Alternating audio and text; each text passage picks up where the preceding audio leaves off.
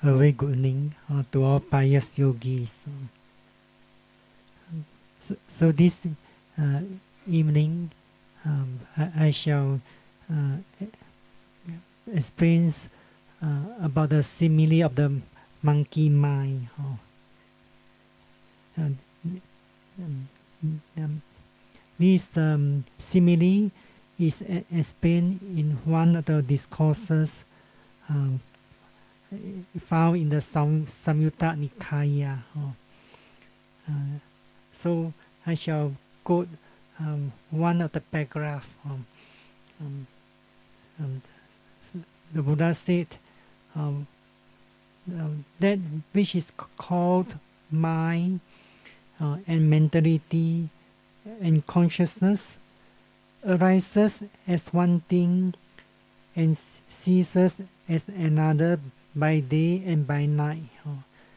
Just as a monkey roaming through a forest grabs hold of one branch, lets that go, and grabs another, then lets that go and grabs still another. So too, that which is called mind and mentality and consciousness arises as one thing and ceases as another by day and by night. So, as you know, the monkey is not quiet. He's swimming from one branch to another branch. So the mind, similarly the mind arising in the growth of objects. Growth of objects means there are many different kinds of sense objects. Even we take example of the sound, or there are many different types of sound, voice, voice of different persons, and so on. So the mind arising in the growth of object is like the monkey wandering through the forest grove. So the mind taking hold of an object is like the monkey grabbing hold of a branch. So just as a monkey roaming through the forest leaves behind one branch and grips hold of another. So the mind roaming through the growth of object arises sometimes grasping hold of a visible object, sometimes a sound, sometimes the mind has gone into the past, into the memory, sometimes the present, of fantasizing the future, sometimes grasping an internal object, sometimes an external object. So when the monkey does not find a new branch, then he does not descend and sit on the ground, but sit holding to a single leafy branch. So when if there's no new branch, the monkey does not come down and sitting on the ground, but sit holding to a single leafy branch. Similarly, when the mind is roaming through the growth of object, it cannot be said that it arises without holding to an object. Rather, it arises holding to an object of a single kind. So this simile explains that the mind or consciousness is arising dependent on object. If there's no object, the mind or consciousness can't arise. So just now the scriptures say that arises as one thing and ceases as another by day and by night. Um, Actually, the mind or the consciousness does not last that long. It does not mean that the mind arises in the daytime, you pass away at the night time, or uh, a mind arises at daytime, but something else totally different you see at the night time. As you know, the, the, the arising and passing away of the mind consciousness is very swift or very rapid. Um, the Buddha say there is no simile.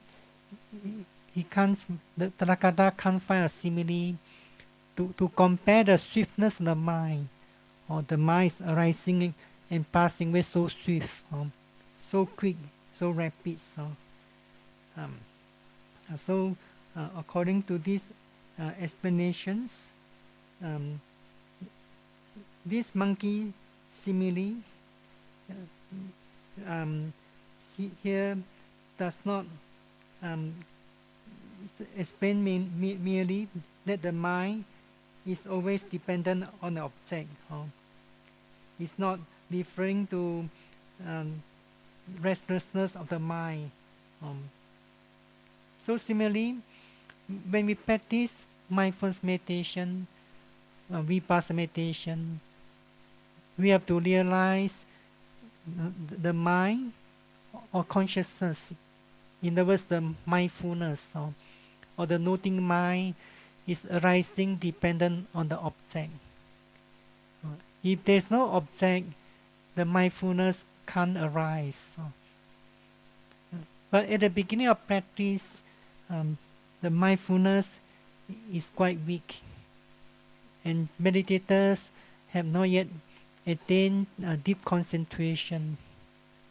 So they need to put forth mental effort to develop the mindfulness. They have to direct the mindfulness or the intention of mind to the objects. For example, at the beginning of sitting meditation, if the mindfulness is not matured, that mindfulness will not go to the object by itself. Especially beginners, if the beginners do not direct the mindfulness to the basic object, or in other words, movement rising falling, or in Pali it's known as mula kammatthana, then the mind will be wandering, thinking, and so on. Similarly, those who have experience in mindfulness meditation, if they have stopped the practice for quite some time, or they only practice an hour a day, the mindfulness could be quite weak at the beginning of retreats. So they have to make some effort to direct the mindfulness or the attention of mind to the movements of rising falling. If the movements of rising falling is not clear, or it seems there is no movements at all, then meditators should direct the mind to the alternative. In other words, the sitting postures and two clear touching points. So if the meditators did not make an effort to direct the mind to an object, then the mind may stay quiet or idle. You may remember this morning, one meditator said that when the movements stop, pause for quite some time, then the mindfulness is staying there. Either he make an effort to keep the mindfulness there, or if he doesn't make an effort, the mind may just stay quiet. So that's why we need to put forth effort to direct the mindfulness to a distinct object or to the alternative, the sitting postures and the contact or touching points. So meditators need to um, train the mindfulness to lead the mind to the object. Or in other words, meditators have to activate the mind. The meaning of activating the mind means you have to direct the mind to the object, from one object to next object. Sometimes meditators could put forth a lot of effort. For example, to focus their mindfulness on the movements of rising, falling during sitting meditation. Even though they know there's a thinking going on, then they still have the idea that the mindfulness is still staying with the movements of rising, falling. So it shows that the mindfulness is not active and alert. But when mindfulness is active and alert, the mindfulness will not stay with the movements of rising, falling at that time. The mindfulness will note the thinking mind instantly or immediately. So we always emphasize that meditators should develop active mindfulness. So when the mindfulness is active, then that active mindfulness will be able to perceive the arising of the object or the phenomenon quite instantly. So meditators need to direct the mindfulness to the basic object, movements of rising, falling, or sitting, touching. As they are mindful of the movement of abdomens, or the sitting postures, or one of the touching points, sometimes they may perceive that the mindfulness move to another object by itself. Maybe that object is a new object or stronger object. So the mindfulness or attention mind run to that object very rapidly. So the mindfulness or attention mind is attracted by the other object. So the mindfulness can't stay with one object. But in the practice of mindfulness meditation, we need to develop the mindfulness so that the mindfulness is getting more and more attentive and precise and energetic. When attentive and precise mindfulness is constant and continuous, then meditators will begin to gain some concentration. In other words, moment-to-moment concentration or momentary concentration. Then meditators will begin to gain some experience of Vipassana meditation. If meditators let the mind going to one object, one after another, very rapidly, sometimes they could not realize the true nature of the object.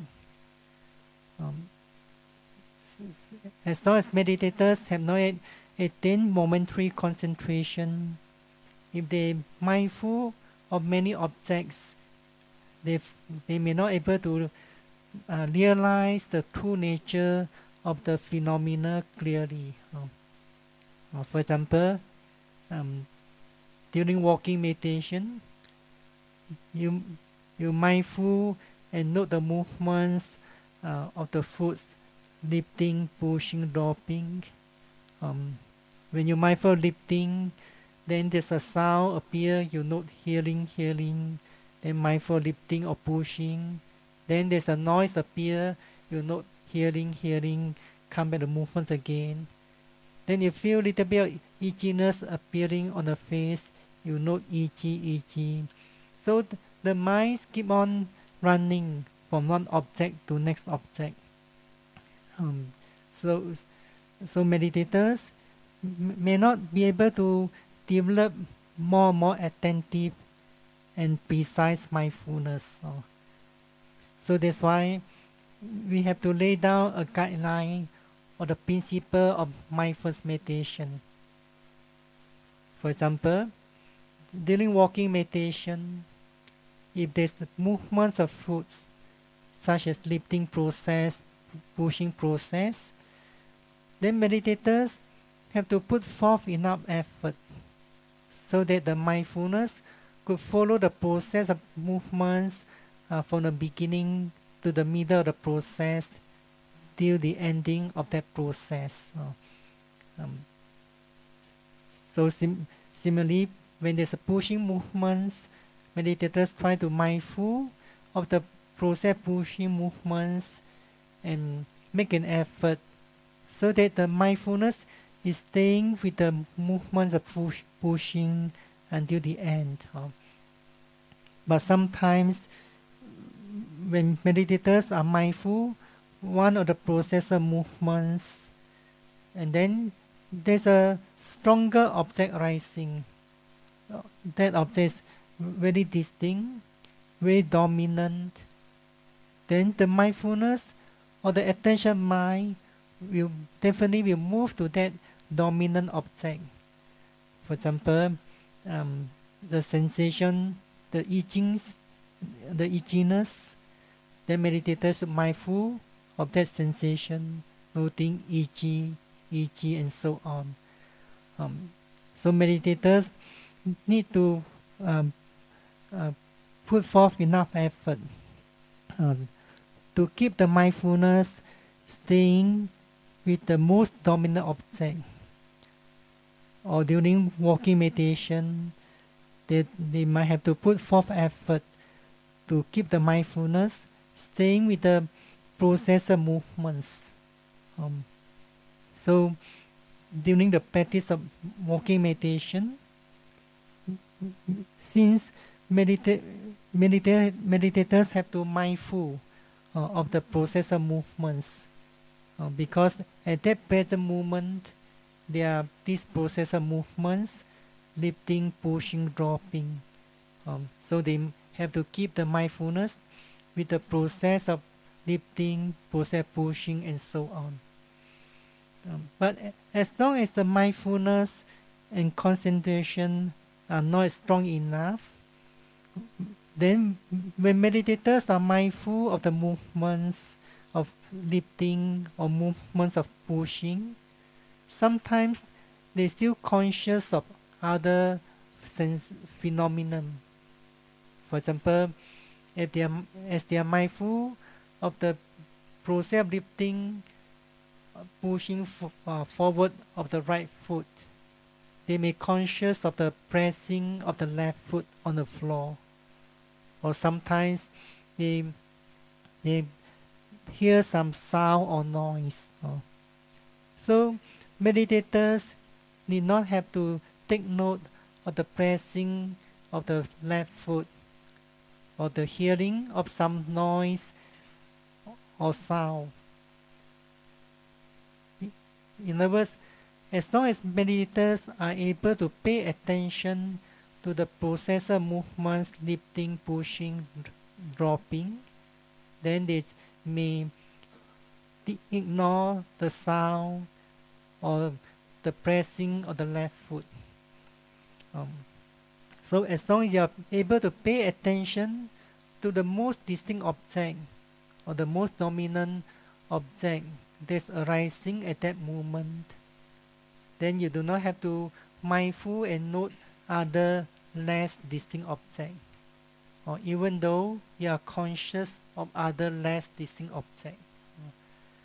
Um, so in that way, meditators will be able to develop more and more attentive, precise mindfulness.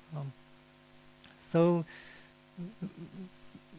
when meditators have to mindful of any object or phenomena, for example the movements, they need to put forth effort to perceive the movements.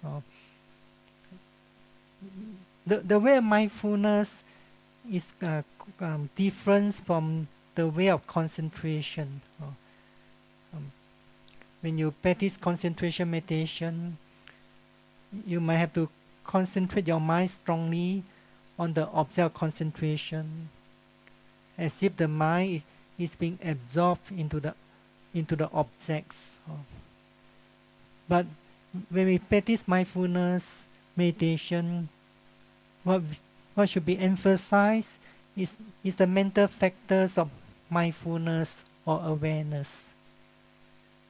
So when you're mindful of the movements of lifting, pushing, or you do practice mindfulness of daily duties, such as stretching up your arms, bending your arms, lifting up, and so on. You need to put forth enough effort to perceive the movements. There's a process movement, there's a process movements that's going on at a time.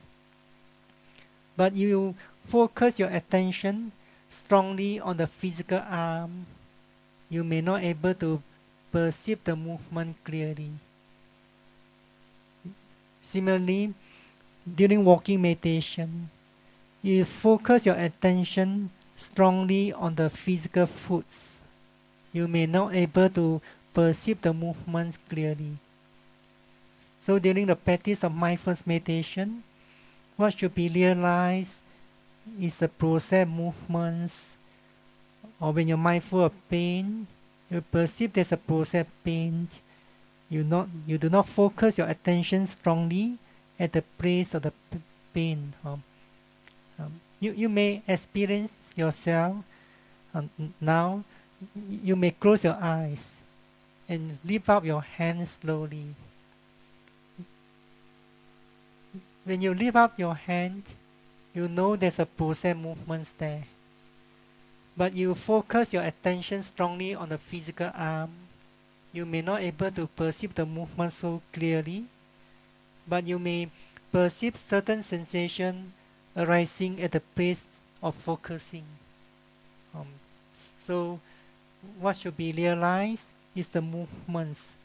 Movements is the ultimate realities. So when meditators could develop mindfulness sometimes from one object to next object, then gradually they come to realize that when there's an object, then there's a arising of a process of mindfulness or awareness, or sometimes known as the noting mind. For example, when you're mindful of the movements of rising, falling, then a strong painful sensation is arising. If your mindfulness is active, the mindfulness will appear at the place where there's a strong painful sensation. It's no longer with the movements of rising or falling. So since the painful sensation is stronger than the movements of rising, falling, then you need to follow your mindfulness and note pain. Sometimes, as you're mindful of pain, you realize that there's a desire to move or to change your sitting postures. When you realize there's a desire, we can say that mindfulness has arisen and noticing the desire. Then you have to note desire. When desire has disappeared, assuming that the pain is still a stronger object, the mindfulness will appear there immediately in the next moment. But if you exercise control over the process of mindfulness, then you cannot realize that the mindfulness is arising dependent on the object. Um, so we do not exercise a strong control over the process of mindfulness. You do not have to bring your mindfulness from one object to next object when you are able to practice better and better. The mindfulness will go to the distinct object by itself. That's why the manifestation of mindfulness, as explained in the Abhidharma, mindfulness is manifested as a mental state turning towards the object, coming face to face with the object.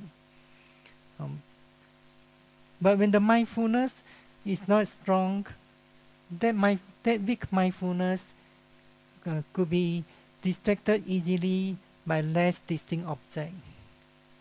For example, as you mindful of movement rising or falling, sometimes the movements of rising, falling could be quite clear, but there's a little noise appearing.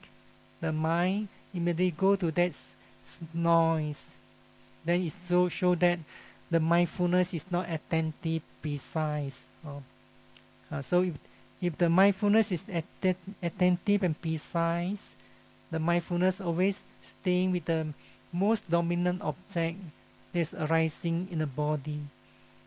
And if the mindfulness active, alert, the mindfulness will perceiving the arising of mental states, such as thinking, planning, instantly.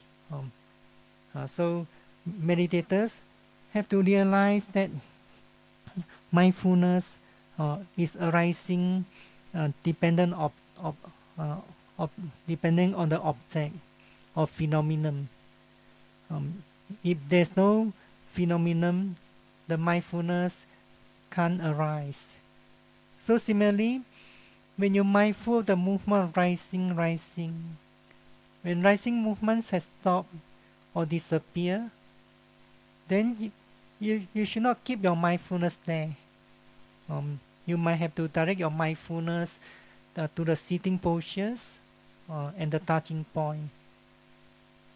But when you are able to attain deeper and deeper concentration, then you might realize that when the process of rising movements had disappeared at that moment, the process of mindfulness also will disappear almost at the same moment.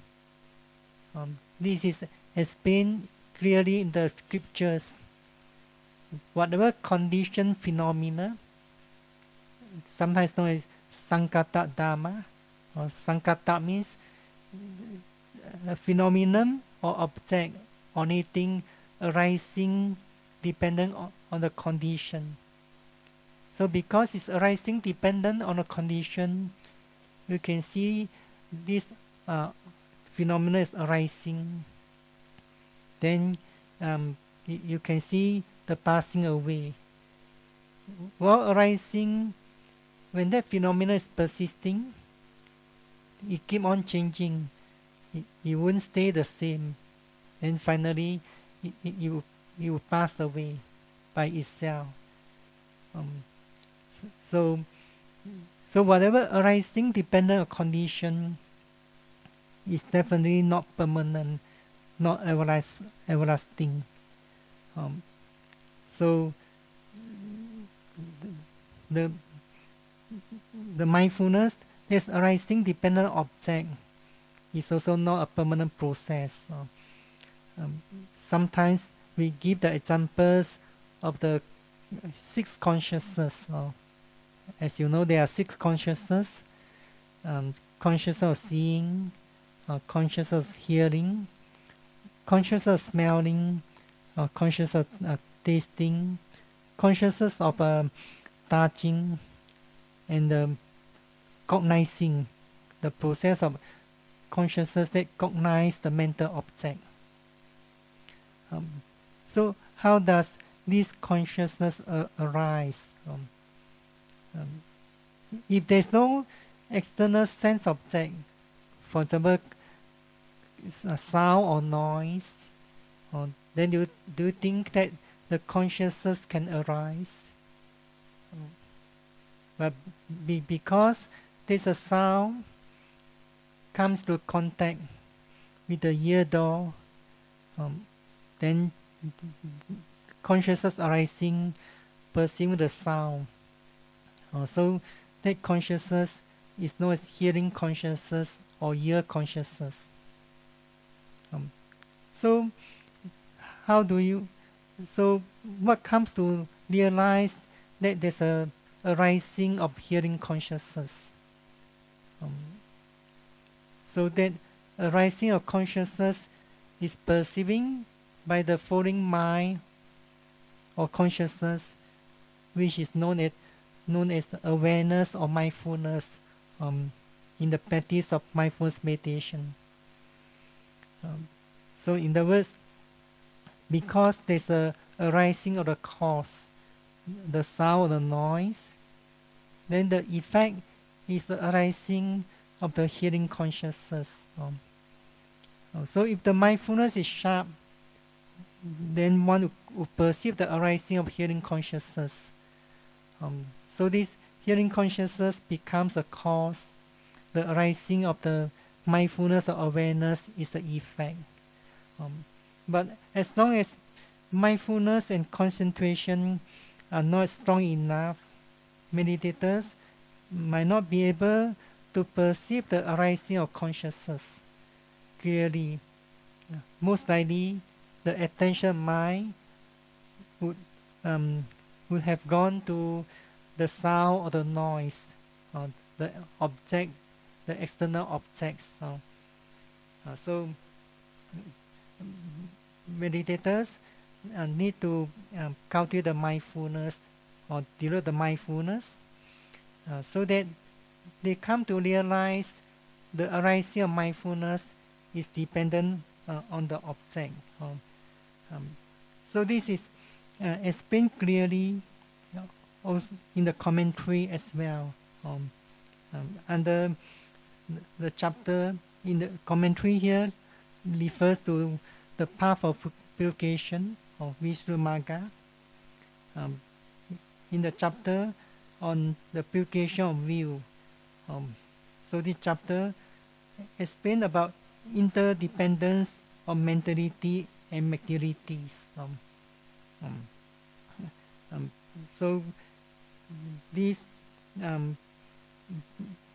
mentality and materiality are arising dependent on each other's.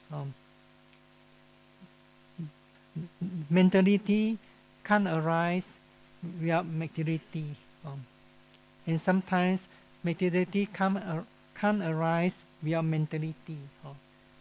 So the commentary explains with the various simile, such as when sound occurs when the drum is beaten by the stick. So the commentary explains that the drum is one and the sound another. The drum and the sound are not mixed up together. The drum is void of sound and the sound is void of the drum. Similarly, the arising or the occurrence of mentality that have the support of materiality. So mentality is one, materiality or physicality is another. So the mentality and materiality or physicality are not mixed out together. In other words, the mentality is void of physicality, and the physicality or mentality is void of the mentality. So that's why the ancient teachers say that the mind and the body, or the mental and materials, are twins, and each support the other. When one breaks up, then they both break up through interconditionality. They condition each other to arise. So when one is conditioned by the other had passed away, definitely the one which is conditioned by the other also will subject to passing away. So it's difficult to see this conditionality unless you could develop your mindfulness in the correct way. In fact, meditators aspire to make progress. First thing they have to realize is the conditionality, or sometimes it's known as cause and effect. You meditators could not experience the relationship between the mentality and physicality, or the object and the mindfulness, or the noting mind, then they may not able to realize there are three common characteristics clearly. Only one who could see all these phenomena as conditioned phenomena, then they can realize there are three common characteristics: anicca, dukkha, anatta. Sometimes we may have the idea, seeing the form of the abdomens keep on changing. For example, there's expansion of the abdomen, and then we might note it as rising. We see the form of abdomens expanding. Then the form of abdomens is contracting, moving inwards. So we see the changes in the form of the abdomen, moving or expanding, contracting. Sometimes the expansion of the abdomens could be quite large, sometimes quite small, or sometimes the contraction of abdomens is quite large, and so on.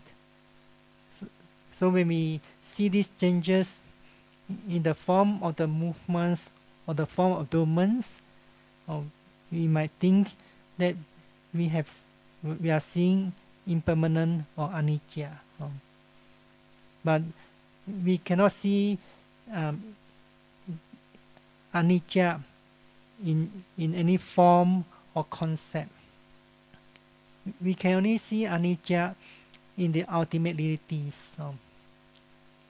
So in other words, meditators have to realize the specific characteristics or individual characteristics of the mental and physical phenomena clearly. For example, when meditators could mindful and note various process of movements more attentively, precisely, then they come to experience clearly the process of movements. In other words, meditators only perceiving a movements or process movements, such as the process rising movements or process falling movements during sitting meditation. Or they could perceive there's process lifting movements or process pushing movements. So meditators experience merely movements, and then they could perceive that there's a process awareness or mindfulness or noting the movements. So as you know, movements is one of the ultimate realities, which is the manifestations of the wind element. So when they could perceive the movement clearly, then they come to realize the mindfulness is arising dependent on the movements uh, for example, during sitting meditation. If there's a process of rising movements, then there's a process of mindfulness uh, uh, and arising and noting that movement. So if there's no process rising movements, then there's no arising or appearing of the mindfulness or the noting mind.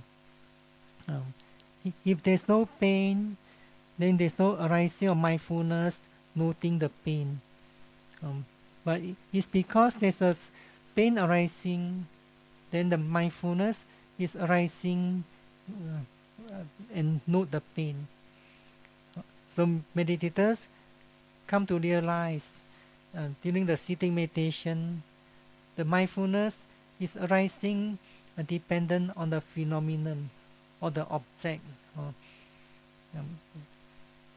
Then when they practice walking meditation or training themselves to mindful of the daily activities such as eating breakfast, lunch, then they come to realize physicality is arising depending on the mentality.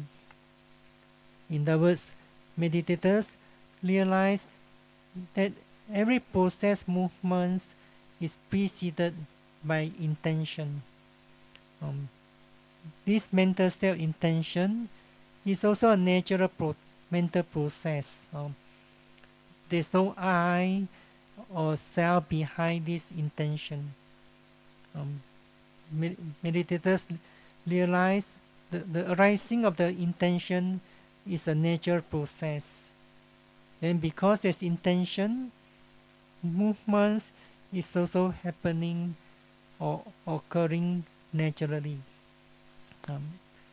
So in other words, movements is physicality, or in this one of physical phenomena. That physical movements is dependent on the mentality. In other words, the mind, or in other words, the intending mind, or mental volition. So meditators come to realize the interdependence of the mentality and physicality. They are conditioned each other's. Sometimes the physical phenomenon condition the arising of the mental phenomenon or mentality. In other words, the noting mind. But sometimes the mentality condition the arising of physicality. In other words, the mind or the intending mind condition the arising of the physical process or the physical movements. So only meditators could realize that the interdependence of the mentality and physicality. Then they only begin to realize the three common characteristics. In other words, every mental phenomenon, every physical phenomenon has these three characteristics. They are common to them. They are anicca, dukkha, anatta.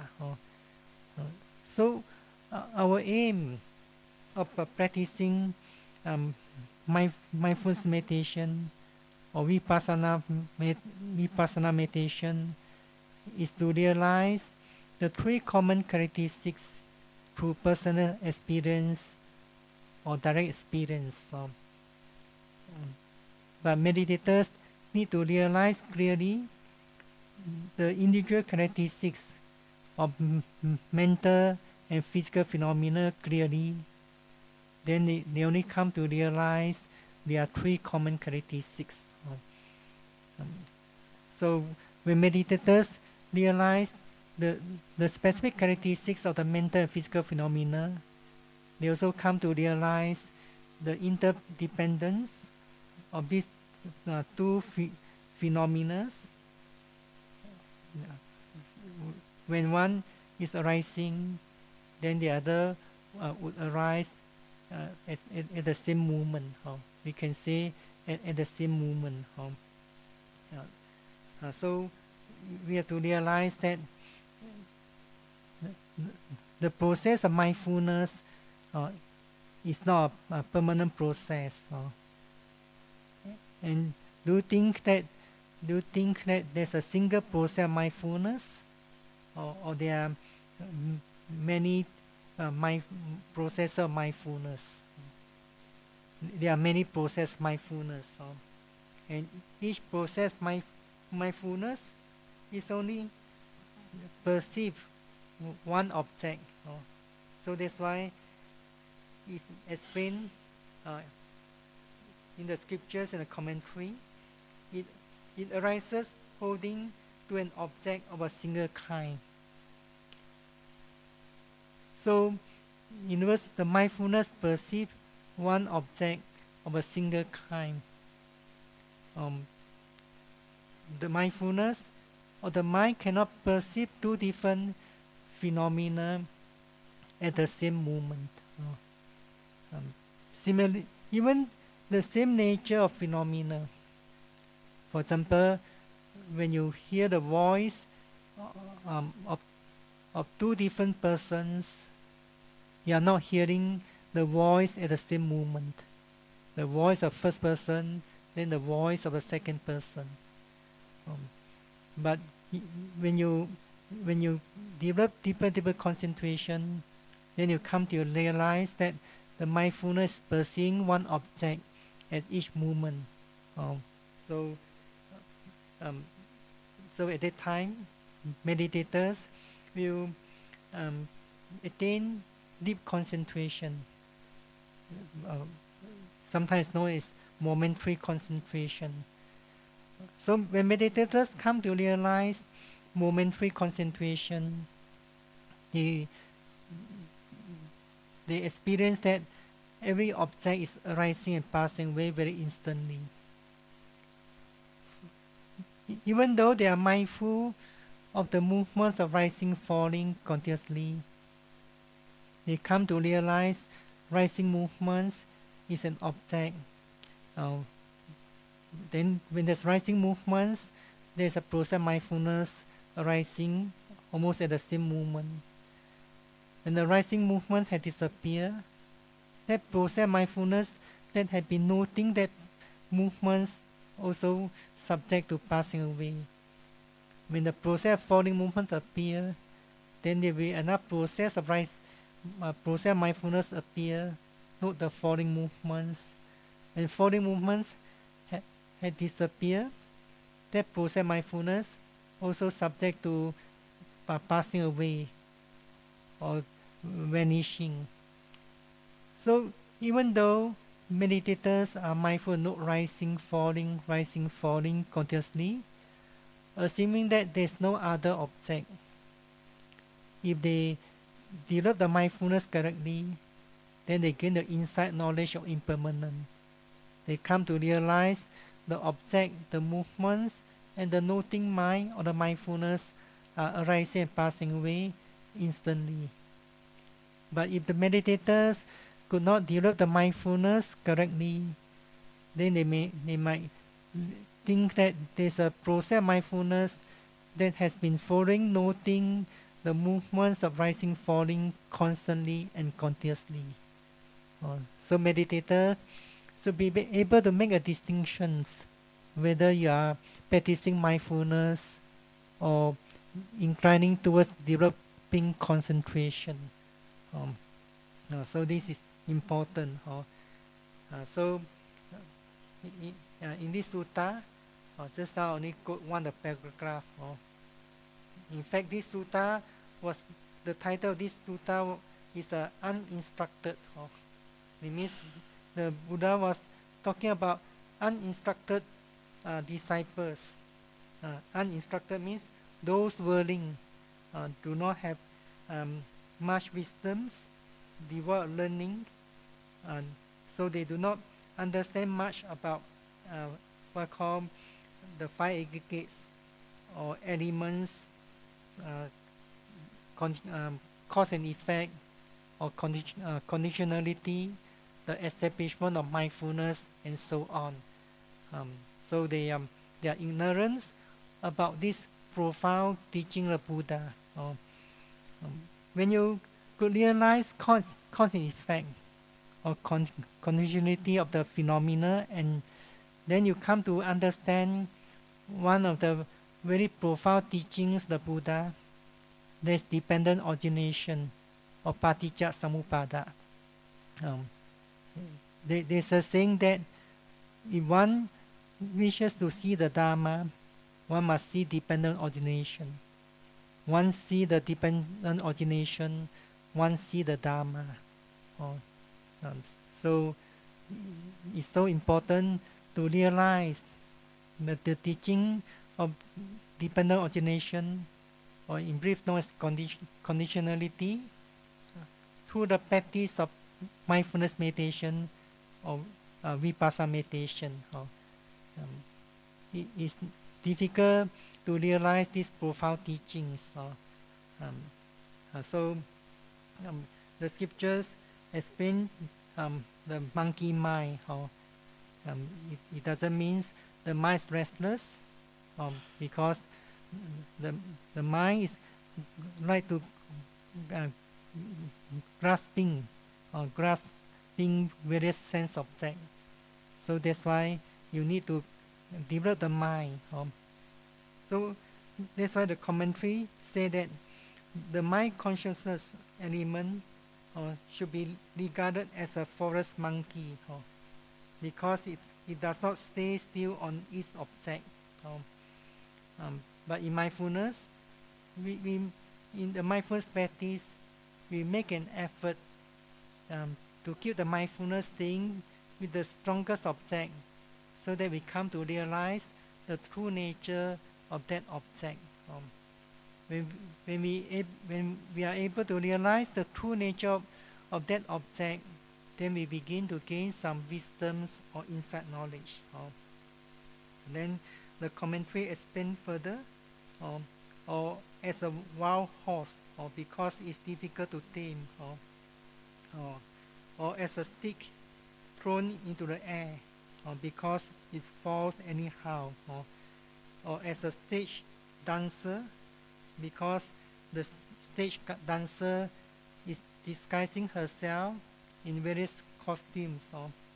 So similarly, as this mind consciousness regarded as a stage dancer because it adopts the guise of the various defilements such as greed, hatred, and so on. So it is important to tame the mind. When you're able to tame your mind, then you're able to develop wisdoms, to realize or to see things as they really are. Then eventually you could overcoming or removing your mental defilements, and attain enlightenment. So in other words, mindful of the mind is very important. As you might have heard that mind your mind, or the wise tame themselves. But if there's no other mental states arising, then you should be very mindful of other physical phenomena or body sensations. Whenever there's a mental states arising, you should be mindful and note it as it really occurs, or mindful of that mental state till that mental state has disappeared by itself. Then in the next moment, you may mindful of one of the physical phenomena. If, for example, hot, feeling hot is very clear, you're mindful of it. If coldness is very clear, mindful of coldness. If there's no other clear phenomenon, then you should be quick enough to come back to your basic object, either movement rising, falling, or sitting, or the touching point. So meditators need to be patient and need to put forth effort and endowed with this quality of perseverance. That means you are able to put forth effort, not giving up, um, activating your mind in order to mindful and note constantly. Then when your mindfulness is getting more and more constant and continuous, there's no disruptions or interruptions of the mindfulness, then you are able to gain deep concentration and clear experience. So the immediate purpose of mindfulness meditation is to strengthen the power of mindfulness. If you could do that, then you may able to gain some concentration and experience. So I wish all meditators rightly understands the technique and the guideline of mindfulness meditation, so that you could develop mindfulness in, correctly, rightly, and eventually gain much personal experience of the true nature of the nama rupa, or mental physical phenomena, and overcoming your mental defilements and attaining ultimate purity of mind.